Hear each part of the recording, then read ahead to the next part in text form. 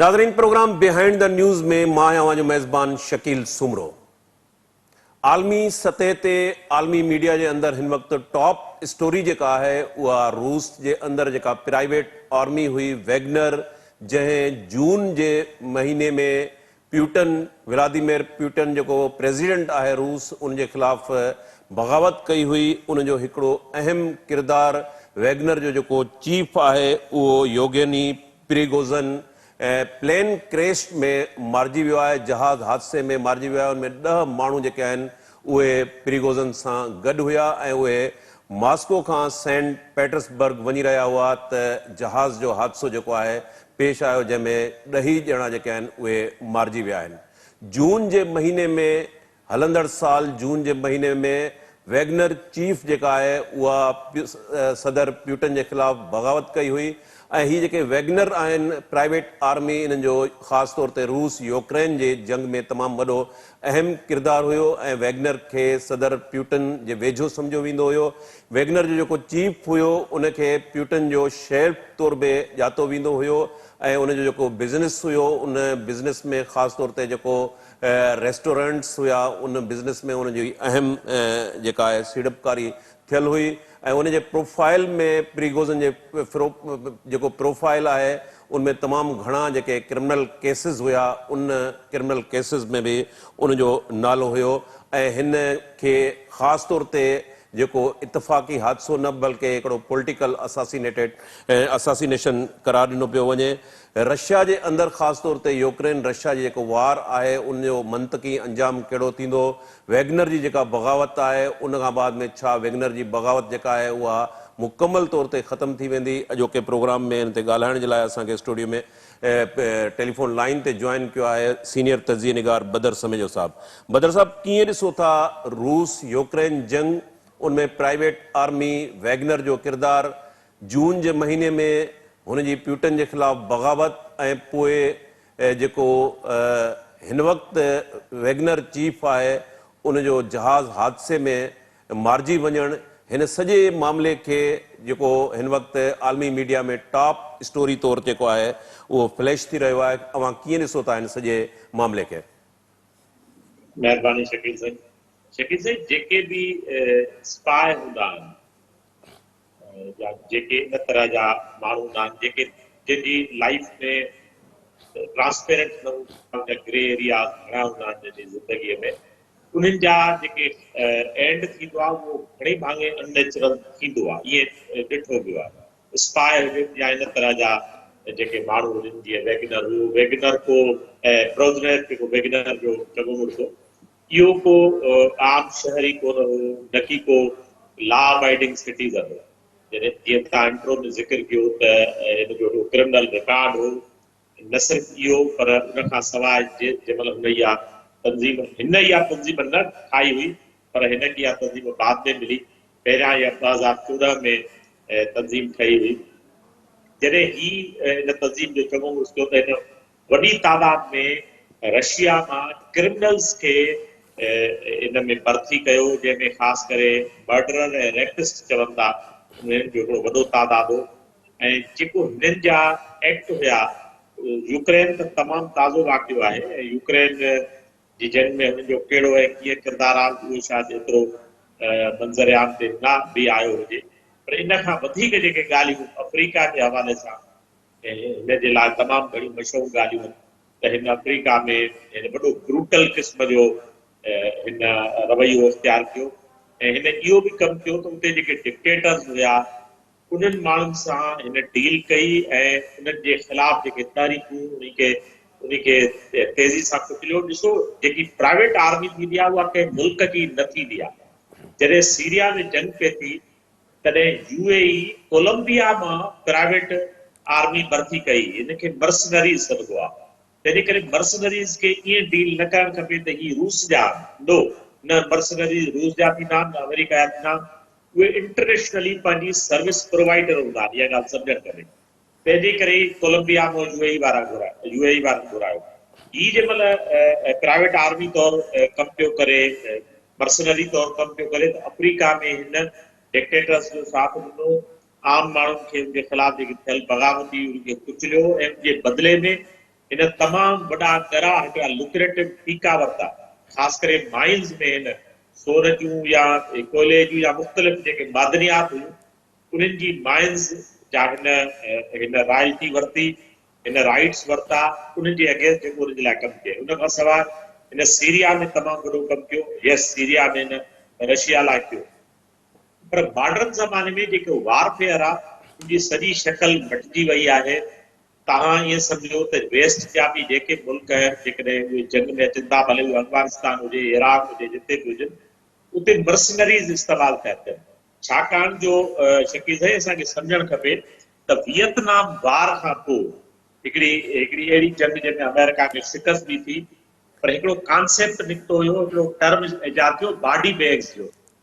जॾहिं वियतनाम वार में बॉडी बैग्स फैलाए करे अमेरिका विया त अमेरिका में हिकिड़ी वॾी तहरीक उथी, जेकी दुनिया में अॼु बि राइट्स जी तहरीक जे हवाले सां मशहूरु आहे। उहा एॾी वॾी तहरीक हुई जेकी सरकार अमेरिका जी सम्झी वई त इन तरह जी तहरीक खे हू हाणे फेस नथा करे सघनि, ख़ासि करे मीडिया जे हिन ज़माने में जॾहिं मीडिया एतिरी आज़ादु हुजे।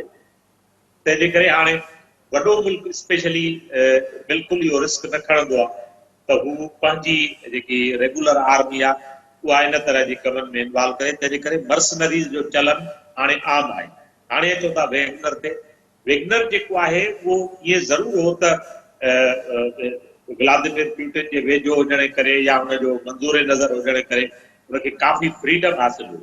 पर जॾहिं जून में हुन स्पेशली असां इहे सम्झंदासीं त जून में जॾहिं हुन इन तरह जूं ॻाल्हियूं करणु शुरू कयूं त शायदि किथे वेस्ट जो बि हुनखे नोड हासिल हुजे त भई तव्हां ईअं कयो।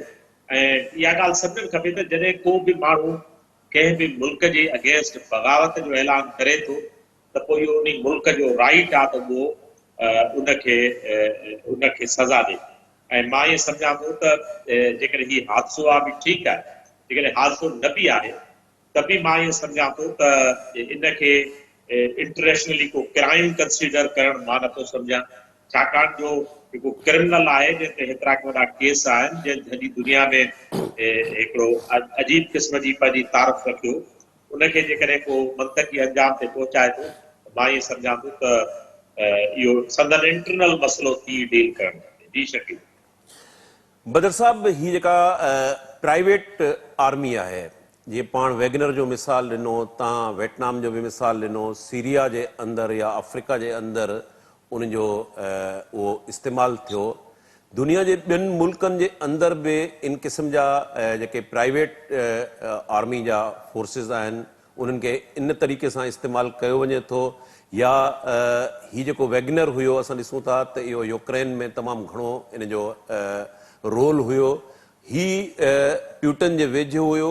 आख़िर उहे कहिड़ा सबब हुया, किथे जीअं हाणे तव्हां पहिरें बि चयो त वेस्ट जो बि लिंक थी सघे थो, मे बि कंहिं ॿिए मुल्क जो बि लिंक थी सघे थो, उहे कहिड़ा कारण हुया जो प्रीगोज़न जेको प्यूटन जे वेझो हुयो उहो बग़ावत ते लही आयो? उनमें को इंटरनल मामला हुया या एक्सटर्नल किथे ॿियो को लिंक बि हुयो वेस्ट वग़ैरह जो?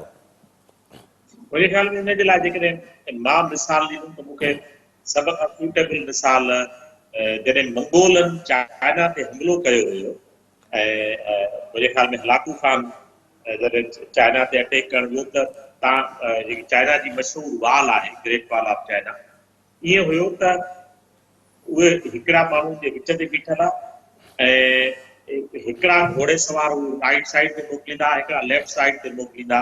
उहे ॿई भॻा ऐं हिकिड़ी जॻह ते उन्हनि दीवार क्रॉस करे कई, जॾहिं दीवार फुटी जंहिं महिल उते पहुता त हुननि खे साम्हूं मर्सनरीज़ नज़र आया। इहो वाक़ियो आहे, मर्सनरीज़ नज़र आया त हलाकू खान जी फौज यानी मंगोल फौज हुन खां पुछो तव्हां केरु आहियो? हुन चयो असां मर्सनरीज़ आहियूं, असां हायर थियल आहियूं पीकिंग जी हिफ़ाज़त करण लाइ। हुननि छा कयो त हुन चयो तव्हांखे केतिरा पैसा था ॾियनि? त हुननि ॿुधायोसीं असांखे हेतिरा पैसा था मिलनि। हुन उन्हनि खां कुझु वधाए ॾिना। तारीख़ लिखे थी त थोरी देरि खां पोइ उहे हुन सां गॾु बीठा। ॾिसो, मर्सनरीज़ जो जेको मुल्क जे लाइ फौज विढ़ंदी आहे सर, उनजे पोइ हिकिड़ो जज़्बो हूंदो आहे। तव्हां पंहिंजी धरतीअ जी, पंहिंजे ज़मीन जी, पंहिंजे घर जी हिफ़ाज़त करण लाइ, पंहिंजनि माण्हुनि जी हिफ़ाज़त करण लाइ जान जो नज़रानो ॾींदा। मर्सनरीज़ सां इन तरह जो को बि रिलेशन लाॻापियल न हूंदो आहे। हू त पैसनि जो ई जे करे हू सभु कुझु करे रहियो आहे। इन करे जेकॾहिं को ॿियो वधीक पैसा ॾींदो त उन जो थी वेंदो। त मां नथो सम्झां त इनखे को एॾो मोमो सम्झणु खपे त भई वेस्ट ॾांहुं छो ॾियो। मुंहिंजे ख़्याल में वेस्ट हुनखे वधीक भली ऑफर कई हूंदी ऐं जेको माण्हू अफ्रीका में जीअं असां ज़िक्र कयोसीं त इन अंदाज़ सां हुन जेके उहे लुक्रेटिव ठेका हासिल थिया त ज़ाहिर आहे हू हिक ई शइ जे कढो हुयो ऐं उहे पैसा। ऐं मां नथो सम्झां त जेको प्रेसिडेंट खे अलाए कहिड़े क़िस्म जो तलफ़ुज़ मुमकिन आहे ग़लति करण हुजे उनखे जेकॾहिं को ॿियो माण्हू पंहिंजे तरफ़ मिलाए थो, मां नथो सम्झां त इहो मोमो हुजणु खपे त उनखे कीअं मिलायो वञे। जी शकील बदर साहब, हाणे वैगनर जी त बग़ावत वक़्ती तौर ते असांखे थिए थो त उहा नाकाम थी वई आहे। प्रिगोज़न जेको आहे उनजो चीफ मारिजी वियो आहे। यूक्रेन रशिया जी जेका जंग आहे उनमें अप डाउन्स अचनि था, कॾहिं उहा शिदत अख़्तियार करे वञे थी, कॾहिं उहा माठी थी वञे थी पई। हाणे हिन वैगनर जो सीन तां हटी वञणु, उन जंग जो तव्हां ईंदड़ मुस्तक़बिल क़रीब में उहो पंहिंजे मंतकी अंजाम ॾांहुं वेंदी, कीअं उनजा नतीजा कहिड़ा साम्हूं अची सघंदा? मुंहिंजे ख़्याल में इहे ॿई मुल्क जेके डायरेक्ट इनडायरेक्ट इन्वॉल्व उहे ॿई मुल्क इन ॻाल्हि खे हाणे बख़ूबी सम्झी विया। स्पेशली वेस्ट खे चवणु खपे त वेस्ट इहा बख़ूबी ॻाल्हि सम्झी आहे। इलेक्शन जो ईयर आहे अमेरिका में ऐं मां नथो सम्झां त को सदर ईअं चाहींदो आहे त ख़ासि करे आख़िरी साल में हुन ते को अहिड़ो दाग हुजे जेको हुनखे इलेक्शन में तंग करे। तो मां ईअं सम्झां थो त कोशिशि इहा कई वेंदी या त इन जंग खे प्रोलॉन्ग कजे ऐं इन जंग खे उहो इलेक्शन में इस्तेमालु कनि त भई असीं जेके आहिनि उहे we are fighting for the rights of the people. इहा बि ॻाल्हि दुरुस्त आहे। बाक़ी हुनजो ॿियो जेको मामिलो आहे उहो इहो आहे त हीअ जंग कंहिं हिक तरफ़ी कॾहिं बि न वेंदी, भले केतिरी बि डिघी थी वञे। हिन जंग जो नतीजो कुझु नथो निकिरी सघे। हा, इहा ॻाल्हि ज़रूरु आहे त यूक्रेन जो माण्हू सफ़र कंदो रहंदो। तो मां ईअं सम्झां थो त कोशिशि इहा करण जी कोशिशि आहे सॼी दुनिया जी मिलाए सिलाए त हिन जंग खे अहिड़े नमूने फेज़ आउट कजे, अहिड़े नमूने हिन जंग खे ख़तमु कजे जो ईअं महसूसु न थिए त अलॻि धुर खटी आहे या बेधुर खटी आहे। हीअ जंग खे अहिड़े मुआहदे तहत ख़तमु थींदी जंहिंमें फेस सेविंग थी वञे, वेस्ट जी फेस सेविंग थी वञे। चाहे जो प्यूटन कुझु बि थी वञे, भले रूस कहिड़ी बि जॻह ते वञी पहुचे, मां नथो सम्झां त प्यूटन इहा ॻाल्हि क़बूल कंदो जेसि ताईं हुनखे साहु आहे त हू हिन जंग में ख़ात्मो हुजे। छाकाणि हू इहा जंग हाराए, छाकाणि जो जेकॾहिं हिन जंग में वेस्ट जी फतह यूक्रेन जी फतह न आहे, जंग इहा सही सिधी रूस जी हार आहे। ऐं रूस जी हार मीन्स रूस जी जेकी सालमियत आहे ऐं हुनजी जेको बॉर्डर आहे उहो तमामु वॾो वलनरेबल थी वेंदो। ऐं मां नथो सम्झां त इन सतह जो मुल्क जेको एॾो सुपर पावर तारीख़ी तौर ते रहियो हुजे उहो बर्दाश्त कंदो त होस्टाइल फोर्सिस हुनजे बॉर्डर जे ॿाहिरां बीठी हुजे। जी सर। बदर साहब, एंटी अमेरिकन तौरु जेकॾहिं पाण चीन ऐं रूस ॿिन्ही जो कंपेरिज़न कयूं त असां ॾिसूं था त चाइना जेको आहे इकोनॉमिकल तौर ते तमामु घणो एडवांस आहे ऐं हू पंहिंजा रूट्स अफ्रीका खां वठी दुनिया जे ॿियनि मुल्कनि में मार्केट में हुन जा रूट्स असांखे नज़र अचनि था। रशिया असां ॾिसूं था त हिकिड़े वॉरियर तौरु उनमें टेक्नोलॉजी में उहो एडवांस रहियो आहे ऐं ॿई मुल्क ॿिन्ही मुल्कनि जो हिन वक़्तु कंहिं वक़्त में ॿई मुल्क हिकिड़े पेज ते न हुया पर हाणे हिकिड़े पेज ते आहिनि। पर असां ॿिन्ही जी जेकॾहिं भेट कयूं त तव्हां सम्झो था त एतिरो इकोनॉमी जे हवाले सां असां ॾिसूं त इकोनॉमी जे हवाले सां रूस जा असांखे एतिरा जेका मार्केट आहिनि दुनिया जे मुल्कनि में उहे नज़र नथो इन्फ्लुएंस नज़र नथो अचे। उन जी भेट में चाइना जो वधीक नज़र अचे थो पियो। सबबु छा आहे? ज़ाहिर आहे त ॿिन्ही मुल्कनि में हिकिड़े वक़्त ते कम्युनिज़म ऐं हिकिड़ो सोशलिस्ट रेवल्यूशन आयो ऐं रशिया हिन वक़्तु सॼो वार जे अंदरि ख़ासि तौर ते यूक्रेन में उहो उनखे इंगेज रखियो वियो आहे। ॿिन्ही मुल्कनि जो कंपेरिज़न कजे इकोनॉमिकल ऐं टेक्नोलॉजी वाइज़ त अव्हांखे चाइना कुझु वधीक नज़र अचे थो पियो एडवांस। शकील साईं, रूस ऐं चाइना जी हियत में फ़र्क़ु आहे। तारीख़ी तौर ते जेको रूस आहे उहो तव्हां ग्रेट गेम जो अखर ॿुधो हूंदो।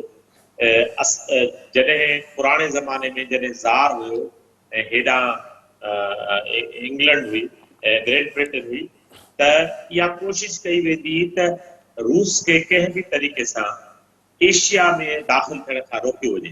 जॾहिं 1857 में बग़ावत थी हुई, मां थोरो बैकग्राउंड ते थो ॻाल्हायां जीअं जी जी रूस जी खे असांखे सम्झण में आसानी थिए। जॾहिं 1857 में बग़ावत थी हुई इंडिया में, त डिस्कशन्स इहे निकिता हुया इंग्लैंड में त जेकॾहिं थोरी बि गरज पैदा थी हिंदुस्तान में त रूस उनखे इस्तेमालु करे सघे। ऐं इहो ई सबबु हो त तंहिं वक़्त जी जेकी इंग्लिस्तान हुकूमत हुई उन ईस्ट इंडिया कंपनी खां इक़्तिदार वापसि वरितो।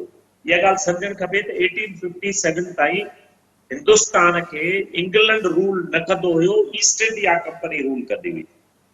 ये 1857 जे दंगनि खां पोइ या वार ऑफ इंडिपेंडेंस जेके असां सॾींदा आहियूं, उन खां पोइ सौं इंग्लैंड जो इंडिया जो कंट्रोल इंग्लैंड वटि आयो। उनजो रीज़न हिकिड़ो ई हो त कंहिं बि तरह रूस खे रोकियो वञे। जेको अफगानिस्तान डिघियूं सदनि खां जंगियूं थियूं, उनजो बि हिकिड़ो वॾो रीज़न इहो आहे त हुननि खे एज़ अ बैरिकेड इस्तेमालु कयो वियो, एज़ अ हर्डल इस्तेमालु कयो वियो त रूस खे अंदरि अचणु न ॾिनो वञे। ऐं होॾां तव्हां तारीख़ी तौर ॾिसो त यूरोप जा जेके मुल्क आहिनि उन्हनि मुकमल तौर उनखे इनसर्किल करे रखियो, कॾहिं बि हुनखे यूरोप में दाख़िल थियणु न ॾिनो। हालांकि कम्युनिस्ट इनकलाब खां पोइ ईस्ट यूरोप ताईं हू विया, पर ईस्ट यूरोप जे ॿाहिरां उन्हनि जेको आहे छा चइबो आहे आयरन कर्टन, जेके चर्चिल चवंदो, हक़ीक़त में आयरन कर्टन हुन लॻाई हुई त ॿियो त छॾियो, जॾहिं जेसि ताईं माना जर्मनी जो अध में दीवार कढियो त जीअं जेको आहे उहो रूस अॻिते न अची सघे। ऐं यूरोप में हिकदमि वेलफेयर स्टेट जो कॉन्सेप्ट डेवलप थियो। आम यानी इंग्लैंड में तव्हां बुख नथा मरी सघो, यानी इंग्लैंड में जेकॾहिं कंहिं माण्हू वटि नौकिरी न आहे त सरकार जी ज़िमेदारी आहे, घर न आहे त सरकार जी ज़िमेदारी आहे। इहे सभु वेलफेयर स्टेट जा कॉन्सेप्ट ख़ौफ़ खां हुया रूस जेका। हाणे अचो तव्हां चाइना ते। हिकिड़ो लफ़्ज़ मां ॻाल्हायां पहिरियों रूस जे हवाले सां। हमेशह हिकिड़ी ॻाल्हि ज़हन में रखो त जीअं यूरोपियंस लाइ अमेरिका यानी 1771 खां पहिरियों अमेरिका जी हुननि लाइ हिकिड़ी माना अनोखी दुनिया हुई जंहिंखे हू डिस्कवर करणु पिया चाहिनि। इहो ई सबबु हो त जॾहिं रोमन एम्पायर टुटे थो ऐं एक्सोडस थिए थो त माण्हू निकिरनि था त अमेरिका था वञनि। सभु वञी अमेरिका खे वसाइनि था, मुख़्तलिफ़ मुश्किलातुनि खे मुंहुं ॾियनि था, पर वसाइनि था। हमेशह एशिया जेकी आहे उहो रशिया लाइ ईअं आहे जीअं यूरोप लाइ अमेरिका हुयो, यानी हिकिड़ी अहिड़ी लैंड जंहिंमें हुनजो फॉर्चून लिखियलु हुजे। तंहिंजे करे रूस खे हमेशह रोकियो वियो। रूस खे कॾहिं बि इकोनॉमिकली स्ट्रेंथन थियण ई न ॾिनो वियो। हाणे अचूं था ॿिए तरफ़, चाइना तमामु वेझी बाज़ी ताईं सही। चाइना में हिकिड़ी पॉलिसी अथव ओपन डोर पॉलिसी चइबो आहे। तव्हां जेकॾहिं दोस्त जेके ॿुधनि था उहे गूगल जेकॾहिं करनि, ओपन डोर पॉलिसी जो मतिलबु हुयो त यूरोपियन जेके मुल्क हुया साईं, उन्हनि खे चीननि खां पुछण जी ज़रूरत न हूंदी हुई। उहे चाइना में जेको कारोबार चाहिनि करे सघनि था, उतो जे माण्हुनि खे नौकर गुलाम बणाए सघनि था, उन्हनि खे को रोकण वारो न हो। चाइना हमेशह, हालांकि तहज़ीब जे तौर ते तमामु पुराणी तहज़ीब आहे, हिकिड़ी वॾी तारीख़ आहे, पर चाइना कॾहिं बि वारियर न रहियो आहे। हेतिरो जापान चाइना खे शिकस्तूं ॾींदो रहियो, वियतनाम चाइना खे शिकस्त ॾिनी। चाइना हमेशह इहो सम्झो त जेकॾहिं हुननि खे अॻिते वधणो आहे त हुननि खे थ्रू इकोनॉमी जे वधणो आहे। कन्फ्यूशियस जो हिकिड़ो लफ़्ज़ आहे, मां इहो लफ़्ज़ चई जो पंहिंजो हिन बहस खे ख़तमु कंदुमि, उहो इहो आहे त जेकी आर्मी आहे उनजा फ़क़ति ॿ कम आहिनि। कहिड़ा? हिकु त इंटरनल डिसऑर्डर खे कंट्रोल करे, ॿियो एक्सटर्नल एग्रेशन खे रोके। हुननि कॾहिं इहो लफ़्ज़ न इस्तेमालु कयो आहे त एक्सटर्नल एग्रेशन करे। हुननि जेको दीवार ठाही उनजो सबबु इहो हुयो त भई ॿाहिरां ईंदड़ माण्हुनि खे रोकियऊं। यानी हुननि जी पॉलिसी हमेशह जेकी आहे उहा इहा रही आहे त भई छेड़ो न कजे ऐं अमुन सां रहिजे। ऐं पोइ हुननि इहो ई रस्तो ॻोल्हियो त इकोनॉमी हिकिड़ो वाहिद अहिड़ो ज़रियो आहे। उहो जीअं हिकिड़ो मशहूरु हिकिड़ो जुमिलो आहे, कंहिं कुझु दोस्त नाराज़ न थियनि, हिकिड़ो मिसाल तौर ॾिबो आहे त भई हिकिड़े माण्हू चयो त भई के अहिड़ो कमज़ोर हिकिड़ो माण्हू हुन चयो त भई दुनिया में अहिड़ो को माण्हू आहे जेको मूंसां विड़ी सघे। त के ॾाढो हिकिड़ो परियां बीठो चयो तूं ॾाढो ईंदा। हुन चयो तो वटि अहिड़ो कहिड़ो हथियार? हुन चयो साईं मूं वटि हीअ हथियार। चाइना वटि जेको लाह झुकण वारो हथियार आहे, जेको इकोनॉमी वारो हथियार आहे, उहो हथियार अहिड़ो आहे जेको हुनखे कंहिं बि जॻह ते शिकस्त नथो ॾियारे सघे। जी शकील। बदर साहब, जीअं तव्हां कंपेरिज़न कयो चाइना ऐं रशिया जे अंदरि, ओपन डोर पॉलिसी जी जेका तव्हां ॻाल्हि कई, इकोनॉमिकल चाइना उहो तमामु घणो एडवांस थी असांजे आॾो आयो आहे। रशिया जे अंदरि असां ॾिसूं था त रशिया जे अंदरि जीअं कम्युनिस्ट पार्टी चाइना जे अंदरि तमामु वॾी स्ट्रांग आहे। जेकॾहिं शी जिनपिंग खे कुझु थी वञे थो त उते लीडरशिप जो को बि वॾो वैक्यूम पैदा कोन थींदो, उते रिप्लेसमेंट अची सघे थी, छाकाणि उते स्ट्रांग पार्टी आहे। सेम सूरताल असांखे हिन वक़्तु रशिया जे अंदरि नज़र नथी अचे। जेकॾहिं प्यूटन हेॾां होॾां थी वञे थो त उते रिप्लेसमेंट कहिड़ी ईंदी, हिकिड़ो वॾो क्राइसिस पैदा थी सघे थो लीडरशिप जो। तव्हां सम्झो था जेको तव्हां वॉरियर जो मिसाल ॾिनो ऐं हेॾां इकोनॉमी जो मिसाल ॾिनो, कन्फ्यूशियस जेको आहे उते हिकिड़ी शानदार तहज़ीब रही आहे चाइना जे अंदरि, छा जेको रशिया आहे उतां जी जेका क्लोज सोसाइटी आहे उन जो किथे न किथे जेको क्राइसिस में आहे, उन जो क्राइसिस में जेको उन जो वधीक वॉरियर हुजण आहे, किथे उहो वॾो सबबु त न आहे? रूस जेको आहे सदाई क्राइसिस में रहियो आहे। देखिए, रूस एडी बड़ी ताकत है जो रूस के इंटरनेशनली सनवार ही जेको आहे वो वाइट रिच आहे, ठीक आहे न। इनके चइबो आहे जेको जेकॾहिं बर्फ़ानी रिच कैरेक्टर हुजे त उहो तमामु वॾो थींदो आहे।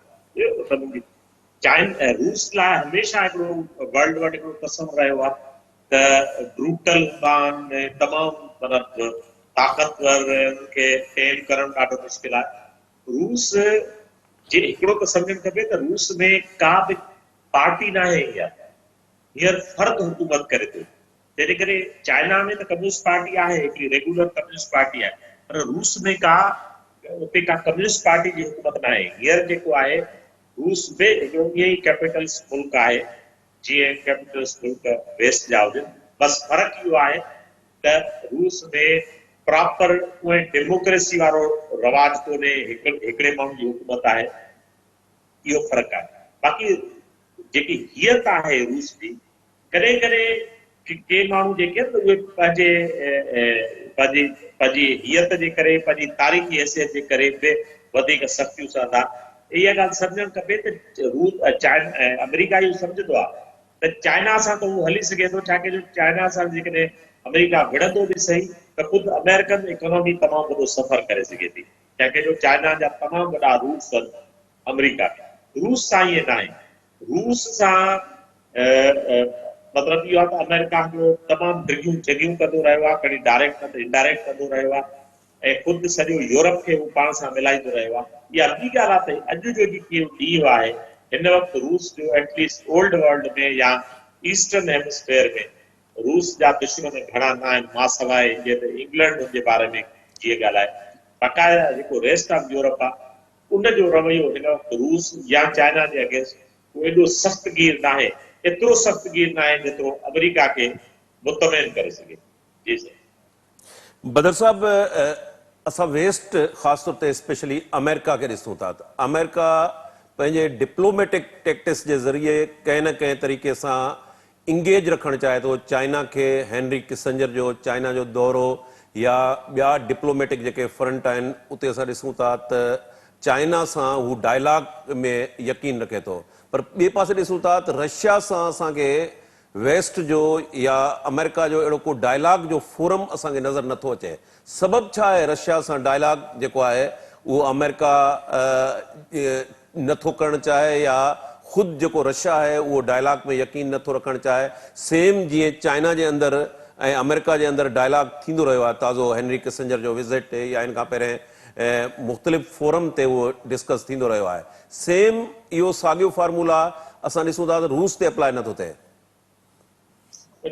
मां इहे सम्झां थो त अमेरिका त 2 in 1 आहे। अमेरिका में रूस जहिड़ियूं खूबियूं बि आहिनि, अमेरिका जहिड़ियूं खूबियूं बि आहिनि, ऐं हिते जेको आहे चाइना हिकिड़ी अलॻि खूबियुनि जो मालिक आहे। रूस वटि रूस जा 5 स्ट्रांग पॉइंट्स आहिनि।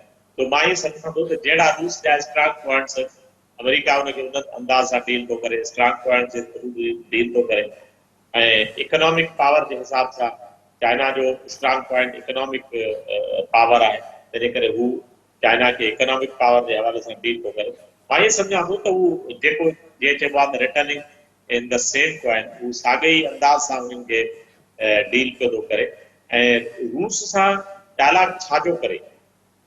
ॻाल्हि इहा आहे त रूस हिन वक़्तु इंगेज आहे यूक्रेन सां जेसिताईं इहो मामिलो खे हिक भर नथो थिए तेसिताईं डायलॉग मुश्किल थींदो। ऐं ॿियो वरी मुंहिंजे ख्याल में अमेरिका खे सियासी तौर ते ज़रूरत आहे त कंहिंसां न कंहिंसां इंगेज हुजे। जेकॾहिं हूंदो त को न को इलेक्शन में स्लोगन खणी वेंदो ऐं ख़ुदि जेके अॼु मुल्कनि जूं इकोनॉमी आहिनि उहे एॾियूं सिधियूं न आहिनि। असां मिसाल बुश जे ज़माने में इहो ॾिसी चुका आहियूं त हथियारनि जा जेके वापारी हुया ऐं तेल जा जेके वापारी हुया कीअं उन्हनि हिकिड़ी अलॻि तरह जी पॉलिटिक्स कंदा रहिया एतिरा साल। तो हींअर बि उहे क़ाइमु दाइम आहिनि। अमरीकी पॉलिसीज़ में को ख़ासि फ़र्क़ु न आहे ऐं इहो सम्झणु खपे त हुकूमतूं जा फेस ॿिया हूंदा आहिनि। हुकूमतनि जा जेके असुल मालिक आहिनि उहे कैपिटलिस्ट आहिनि, उहे इन्वेस्टर आहिनि जेके इहे इलेक्शनूं बि कराईंदा। न त छा आहे मिसाल इहे जेके प्रेसिडेंट आहिनि छा इहो एतिरो ख़र्च करे सघनि था या जेतिरो उहे इलेक्शन में कंदा। अमरीका हिकिड़ो मुल्क न आहे सही, अमरीका हिकिड़ो पूरो खंड आहे। तो इन एॾे सारे ड्रिगे मुल्क में इलेक्शन करणु ऐं कैंपेनिंग करणु इहो पार्टियुनि जे वस जी ॻाल्हि न हूंदी आहे। इहे इन्वेस्टर कंदा इहे ई उहे इन्वेस्टर हूंदा आहिनि जेके बक़ाया 4 साल पंहिंजे हक़ में पॉलिसियूं कंदा आहिनि। अहिड़े क़िस्म जूं पॉलिसियूं थींदियूं आहिनि जंहिं तहत उन्हनि खे बिज़नेस में फ़ाइदा पवनि। जी बदर साहब, वरी मां ॿीहर चाइना जी कम्युनिस्ट पार्टी ऐं रूस जी कम्युनिस्ट पार्टी ॿिन्ही जो कंपेरिज़न लाइ अव्हां खां तजियो वठंदुसि। रूस में असां ॾिसूं था त रूस जो जेको 17 अक्टूबर जो इनकलाब आहे ऐं उन इनकलाब खां पोइ दुनिया जे मुख़्तलिफ़ मुल्कनि जे अंदरि सोशलिस्ट इनकलाब जे लाइ रशिया जेका आहे तमामु वॾी सीड़प कई। जीअं तव्हां एक्सटर्नल एग्रेशन जी ॻाल्हि कई उहा असांखे रशिया में नज़र अचे थी, पर चाइना में ख़ुदि कम्युनिस्ट पार्टी हुई पर चाइना उहो साॻियो तरीक़ेकार कोन अपनायो। रशिया तव्हां सम्झो था त रशिया जी जेका इकनॉमिकल जेको उनजो कोलैप्स थियो 90 जे अंदरि उनजो जेको फॉल डाउन थियो उनजो हिकिड़ो इहो सबबु बि हुयो त रशिया जेको आहे उहो पंहिंजी जेका सीड़प आहे मुख़्तलिफ़ मुल्कनि में कई, इन जे करे उते इकनॉमिकल जेको आहे क्राइसिस पैदा थियो। ॿिए पासे सां ॾिसूं था चाइना इन क़िस्म जी का बि असांखे उते अहिड़े क़िस्म जी एग्रेशन एक्सटर्नल एग्रेशन नज़र नथी अचे। रूस जी त असां जॾहिं पहिरियां ज़िक्र कयोसीं त रूस जी त तारीख़ आहे इहो 1917 जो इशू न आहे। हिन खां पहिरियां बि ईअं थींदो रहियो आहे। ग्रेट ब्रिटेन सां जेको थियो हुयो अफगानिस्तान में थियो हुयो या उनजो जेको उन खां पहिरियों बि रूस जे 1857 जो बि असां ज़िक्र कयोसीं त 1917 त ठीकु आहे। उन खां बाद में हुकूमत मटिजे थी या फर्द मटिजनि था या पार्टी मटिजे थी, ज़ार जी जॻह ते पोलिट ब्यूरो थी अचे। बट रूस जी तारीख़ में जंग पहिरियों बि हुई, रूस जी तारीख़ में जंग बाद में बि आहे। या ॿी ॻाल्हि आहे त रूस जंगियूं हाराईंदी बि रही आहे ऐं रूस जंगनि में इंगेज बि रही आहे। चाइना त कॾहिं बि इहे न हुई। चाइना अॼु बि कल्ह बि एग्रेशन में न हुई, अॼु बि एग्रेशन में न आहे। चाइना जी इहा पॉलिसी न आहे। हा, रूस जी कुझु पॉलिसी बि आहे, कुझु रूस खे इंगेज बि कयो वियो आहे। ऐं मां इहे सम्झां थो त रूस खे जंहिं बि इहा पॉलिसी ठाही आहे रूस जे अगेंस्ट उहो कामयाब बि वियो आहे। त रूस खे इंगेज बि रखियो आहे, रूस खे ओतिरो सगारो थियणु न ॾिनो आहे। अमेरिका जे सगारे थियण में त ख़ुदि जेकॾहिं कैपिटलिस्ट कमाइनि था त अमेरिका जे सगारे थियण में कैपिटलिस्ट जो रोल बि आहे। मिसाल इहे ई उहे कैपिटलिस्ट आहिनि जंहिं इन्वेस्ट करे 19वीं सदी शुरूआत में 20वीं सदी शुरूआत में दुनिया मां जेके बहितरीन ब्रेन हुया उहे अमेरिका घुराया। इहे John D Rockefeller, standard oil वारा या ॿिया जेके माण्हू हुया इन तरह जा जेके कैपिटलिस्ट हुया, उन्हनि माण्हुनि खे पैसा ॾिना उहे अची अमेरिका में रिसर्च कनि। ऐं जॾहिं अमेरिका में उहा रिसर्च पई थिए त उहे जेके शयूं ईजाद पई थियनि उहे बि त अमेरिका जी ओनरशिप में पयूं अचनि ऐं अमेरिका इन तरीक़े सां तरक़ी कई। तो बाक़ी रूस खे कॾहिं बि इन तरह जा मौक़ा न मिलिया ऐं रूस खे तमामु घणो शुरू खां वठी रोकियो वियो त भई हू जेके आहिनि उहे इहे समुंड नदियूं पार करे न वञी सघनि। ऐं ॿियो रूस में इन तरह जी टेक्नोलॉजी रूस वारनि ज़रूरु महिनत कई आहे पर इन तरह जी टेक्नोलॉजी न आई आहे। ॿियो रूस जो जेको वेदर आहे, ॾिसो कैनेडा केॾो ख़ुशहाल हुजे पर कैनेडा वॾो मुल्क जे लाइ न आहे जो कैनेडा में वेदर तमामु सख़्तु आहे। साॻियूं कंडीशन रूस से बि अप्लाई थिए थियूं। रूस जो हिकिड़ो नंढो हिसो आहे साईं जिते आबादी आहे, बाक़ी रूस जो जेको तमामु वॾो हिसो आहे उहो अॼु बि गैर आबाद आहे, अॼु बि सिर्फ़ु बर्फ़ सां ढकियल आहे। तो मां ई सम्झां थो त इन में मौरूज़ी कंडीशन जे हूंदे जेकॾहिं रूस इन तरह जो मुल्क में पंहिंजो दुनिया में पंहिंजो मक़ाम पैदा कयो आहे त इन में यकीन हुनजी महिनत आहे, जफ़ाकशी आहे, बहादुरी आहे। बाक़ी चाइना त हमेशह नॉन एग्रेशन उन्हनि जो पॉलिसी रही आहे ऐं या उनजी तरक़ी जो सबबु बणी आहे। बदर साहब, लास्ट क्वेश्चन, असां रशिया ऐं चाइना इन पूरे सॼी पट्टी जे अंदरि जे वेस्ट जे अंदरि हिकिड़ो डेमोक्रेटिक निज़ाम आहे उते, ऐं उते रिसर्च बि थिए थी पई, उते मीडिया बि आज़ादु आहे, उते फ्रीडम बि असांखे नज़र अचे थो, लिबर्टी बि नज़र अचे थी पई। छा सबबु आहे रशिया जा, त तव्हां मुख़्तलिफ़ मिसाल बि ॾिना एग्रेशन जे हवाले सां, चाइना जे अंदरि हिते ईंदड़ फ्यूचर में तव्हांखे किथे डेमोक्रेसी नज़र अचे थी चाइना जे अंदरि, उतां जे इंटरनल सोसाइटी जे अंदरि या रशिया जे अंदरि, त ॿई मुल्क जेके आहिनि उहे डेमोक्रेसी ॾांहुं वञी सघनि था, या सेम तव्हां जीअं हिते जेको निज़ाम हले थो पोइ ईअं ई हलंदो रहंदो?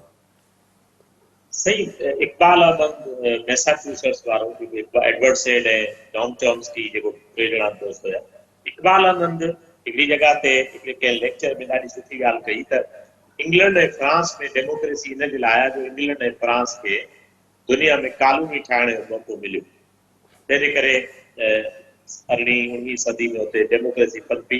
पर साॻे वक़्त में इहो मौक़ो जर्मनी खे न मिलियो। शकील साईं, मां हिन प्रोग्राम जे तौर सां इहो ज़रूरु ॿुधाईंदो हलां असांजे ॾिसंदड़ दोस्तनि खे त जर्मन या जर्मनिक जेके ट्राइब्स आहिनि उहे उन्हनि वॾा एम्पायर केराया आहिनि। मिसाल रोमन एम्पायर खे जर्मनिक ट्राइब्स ख़तमु कयो हुयो, ऐं मॉडर्न ज़माने में ग्रेट ब्रिटेन जे एम्पायर खे जर्मनी तबाह कयो। एम्पायर्स खे ख़तमु ज़रूरु कयो, पर पंहिंजी एम्पायर कॾहिं ॾिखाए न सघिया। तंहिंजे करे जर्मनी में फाशिज़म डेवलप। ॾिसो, रूस में जमहूरियत, रूस जो मिज़ाज न आहे। रूस ऐं हुननि जूं जेके हालतूं आहिनि उहे मुख़्तलिफ़ आहिनि। सो मां ईअं सम्झां थो त रूस में डेमोक्रेसी एज सच जीअं वेस्ट पंहिंजे अंदाज़ सां डेमोक्रेसी खे ॾिसे थो। ऐं ॿियो मां तव्हां सां हिकिड़ो इख़्तिलाफ़ कंदुमि, मीडिया आज़ाद इज़ अ फैक्टर। मीडिया आज़ाद न हूंदी आहे। मीडिया खे मुख़्तलिफ़ तरीक़े सां, मीडिया में कमाल इहो आहे वेस्ट जो त उन्हनि इहो ॿुधायो आहे त मीडिया आज़ाद आहे। आज़ाद ईअं आहे त उहो फ़क़ति उहे ॻाल्हियूं थो ॿुधाए जेके उहो चाहिनि था। असां माण्हुनि जे ज़हननि में इंफॉर्मेशन कहिड़ी आहे शकील साईं? असां जॾहिं ॻाल्हायूं था, असां BBC तां, वॉइस ऑफ अमेरिका तां या जेके वेस्ट जूं अख़बारूं आहिनि, इंफॉर्मेशन त असांखे उहे ॾियनि न। असां वटि किथो आहे चाइना जे बारे में इंफॉर्मेशन? हाणे जदीद दौर में ट्विटर या इन टिकटॉक वग़ैरह सां मुमकिन आहे कि या रूस जी इंफॉर्मेशन। स्पूतनिक हिकिड़ो मैगज़ीन हूंदो ऐं होॾो रीडर डाइजेस्ट हिकिड़ो मैगज़ीन हूंदो। तव्हां तंहिं ज़माने जे रीडर खां पुछी ॾिसो त केतिरा माण्हू स्पूतनिक पढ़ंदा, केतिरा माण्हू रीडर डाइजेस्ट पढ़ंदा। असां वटि मीडिया, माज़रत सां मीडिया आज़ाद न आहे वेस्ट में। मीडिया इंतिहाई हिक तरफ़ी आहे ऐं असांजी बिल्कुलु इराक वार में असां ॾिसूं था त BBC खां वठी करे जेका बि वेस्टर्न मीडिया आहे उहा उनखे आज़ाद नथो चई सघिजे। त हिते अंग्रेज़ी पढ़ंदड़ शकील साईं, थोरो शायदि टाइम वधीक था वठी वञो, अंग्रेज़ी जेको पढ़ंदड़ माण्हू आहे उहो पोयनि ॾींहंनि में जेको कंहिं ख़ासि पॉलिटिकल पार्टी खे कढ लॻो, उहो कीअं हुयो? बिकॉज़ उनखे हिक तरफ़ी इंफॉर्मेशन हुई। उहो जॾहिं ॻाल्हि पियो करे त मुल्क में महांगाई थी वई, तबाही थी वई, त उनखे ख़ुदि खे ख़बर हुई त आलू घणे किलो आहिनि, या जेकॾहिं पेट्रोल वधी थो वञे त उन्हनि जी सिहत ते को फ़र्क़ु न पियो पवे। 8 सिलेंडर गाॾी जेको रखे पियो, उन जी सिहत ते कहिड़ो पियो फ़र्क़ु पवे त पेट्रोल मां। यानी ॻाल्हि करिजे पई ग़रीब जी, ख़ुदि हुनखे ख़बर ई न त गुरबत छा आहे। तो असां ई सम्झूं था त वेस्ट जी जेकी ॻाल्हि करण वारा सम्झनि था त वेस्ट में मीडिया आज़ाद आहे, मां डिसएग्री थो कयां। वेस्ट जो मीडिया एतिरो ई बाइस्ड आहे जेतिरो को मीडिया बाइस थी सघे थो। उहे सॼो हॉलीवुड तारीख़ी तौर ते जर्मनी ऐं रूस जे ख़िलाफ़ प्रोपेगेंडा कंदो रहियो आहे। कॾहिं बि उन्हनि इहो न ॿुधायो आहे त अमेरिका में ख़ुदि बिल्कुलु वेस्ट जो मीडिया उन ते इहो चई सघिजे थो त उहो आज़ादु न आहे, छाकाणि त इराक वार अहिड़ा काफ़ी जेके असां मौक़िया आहिनि जिते वेस्ट जी जेका मीडिया आहे उतां जी धुर बणियल रहियो। नाज़रीन, हिते प्रोग्राम जो वक़्तु पुॼाणी खे पहुतो। बदर समझो साहब, तव्हांजी महिरबानी। नाज़रीन, ईंदड़ प्रोग्राम ताईं पंहिंजे मेज़बान शकील सुमरो खे इजाज़त ॾींदा। अल्लाह वाहे।